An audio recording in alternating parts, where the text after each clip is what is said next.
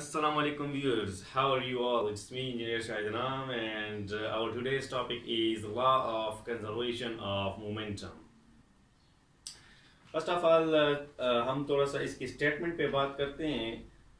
This law states that in an isolated system, when two bodies collide, the total momentum remains constant. देखें अब यहाँ पे समझें isolated system क्या है. Isolated system means no external force.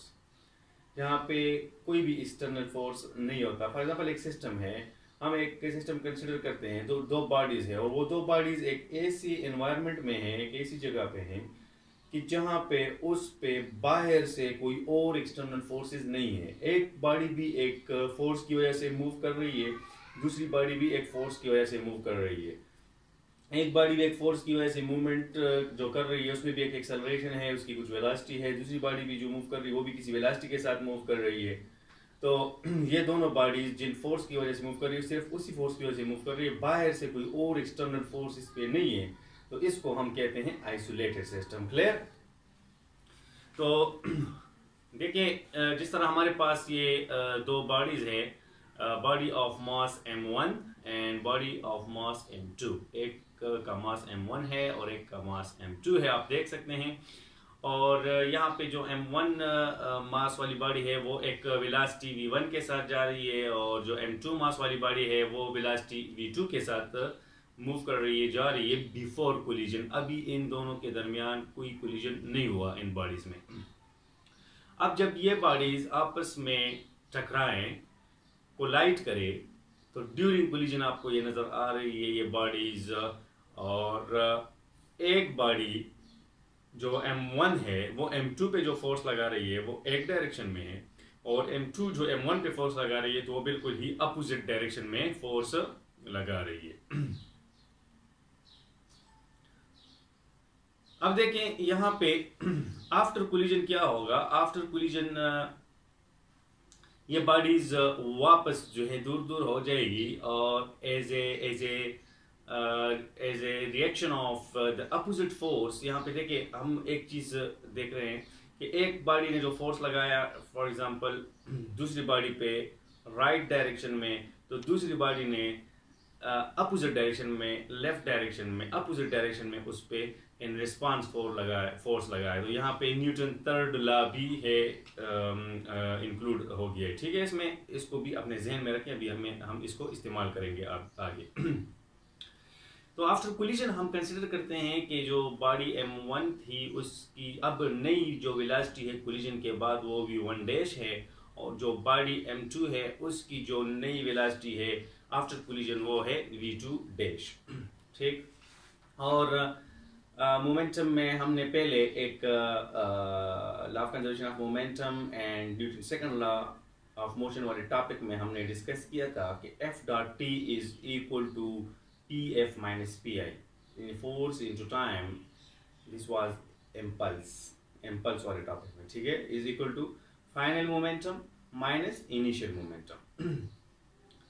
और इसको हम ऐसे लिख सकते हैं F dot T is equal to final momentum की जगह मैं लिखूं mv1 डैश और इनिशियल मोमेंटम की जगह मैं लिखूं mv1. सो अगर एक बॉडी के लिए हम देखें, बॉडी ऑफ मास m1 के लिए, तो फाइनल मोमेंटम उसकी क्या होगी, मास तो वही है, वेलोसिटी में चेंजेस आई है तो mv1 डैश हो जाएगा minus again initial before collision भी उसकी उस बॉडी का मास वही सेम है और उसकी जो वेलोसिटी है वो v1 थी तो माइनस mv1 डैश ये उसकी इनिशियल मोमेंटम की वैल्यू हो गई.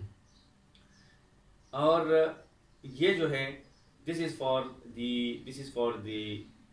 force of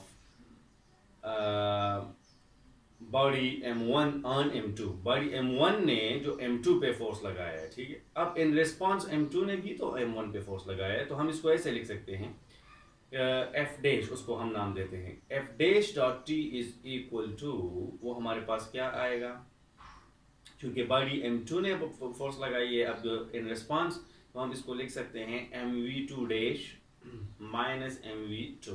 so this is second equation. mv2 dash means जो आफ्टर कोलिजन इसकी वेलोसिटी हो जाएगी और इसका मोमेंटम हो जाएगा final momentum minus initial momentum of body m2 that is mv2।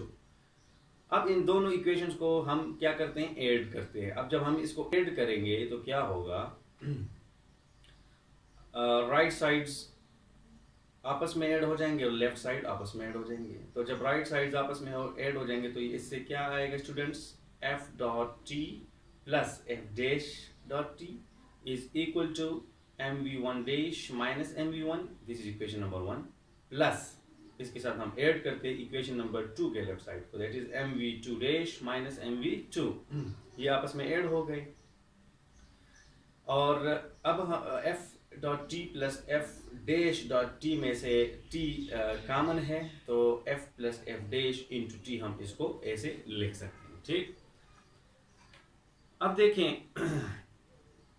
Initially अब मैंने आप के साथ डिस्कस किया कि इसमें थर्ड लॉ इन्वॉल्व है क्योंकि अपोजिट फोर्सेस हैं, एक्शन रिएक्शन फोर्सेस हैं। तो according to Newton third law we know that f dash is equal to minus f dash, clear. इस f dash is equal to minus f dash को हम last equation यहाँ पे जो अभी हमने यूज किया f प्लस f डैश, उसमें हम इसकी वैल्यू पुट करते हैं। तो f डैश की जगह हम लगाएंगे यहाँ पे माइनस f डैश, ठीक। तो इसको जब इधर पुट करेंगे तो हमारे पास आ जाएगा f की जगह हमारे पास आ जाएगा minus f dash plus f dash अपनी जगह पे आ गया into t is equal to mv1 dash minus mv1 plus mv2 dash minus mv2, clear. अब जब minus f dash plus f dash आपस में जब ये ऐड हो जाएंगे तो इसकी मैग्नीट्यूड की वैल्यू सेम होगी, जस्ट डायरेक्शन अपोजिट है तो ये जीरो हो जाएगा क्योंकि जीरो टी से मल्टीप्लाई होगा, जीरो किसी चीज से भी मल्टीप्लाई हो जाए आंसर जीरो आता है। Now zero is equal to mv1 dash minus mv1 plus mv2 dash minus mv2। अब देखें इसमें से जो बगैर डैश के हैं यानी जो इनिशियल मोमेंटम है बिफोर कोलिजन mv1 और mv2, इन दोनों के साथ नेगेटिव साइन है, ये जब इक्वेशन के दूसरे साइड पे जाएंगे तो ये क्या हो जाएगा, पॉजिटिव बन जाएगा। mv1 plus mv2 is equal to mv1 dash plus mv2 dash. यहाँ से हमें क्लियर हो रहा है कि जो इनिशियल मोमेंटम है mv1 dash mv1 plus mv2 this is the momentum before collision and mv1 dash plus mv2 dash is the momentum after collision. ये दोनों आपस में मैथमेटिकली प्रूव हो गया कि ये बराबर होंगे, इक्वल होंगे। So this is the law of conservation of momentum के मोमेंटम में कोई चेंजेस नहीं है। Initial momentum is now equal to the final momentum और कोलिजन से पहले जो मोमेंटम था टोटल जो मोमेंटम था वो और कोलिजन के बाद जो टोटल मोमेंटम है वो बराबर। यानी इसका मतलब ये है कि ये जो दो बॉडीज आपस में टकराई है इन्होंने क्या किया है, इन्होंने जस्ट एक ने एनर्जी दूसरे को ट्रांसफर की, एक ने एनर्जी दूसरे को ट्रांसफर की और दूसरे ने एनर्जी पहले वाले को ट्रांसफर की। इनकी एनर्जीज आपस में ट्रांसफर हो गई लेकिन total momentum remains constant, clear. So it's all about the law of conservation of momentum today. Thanks for watching, remember to subscribe the channel for further videos of physics 9, 10, first, second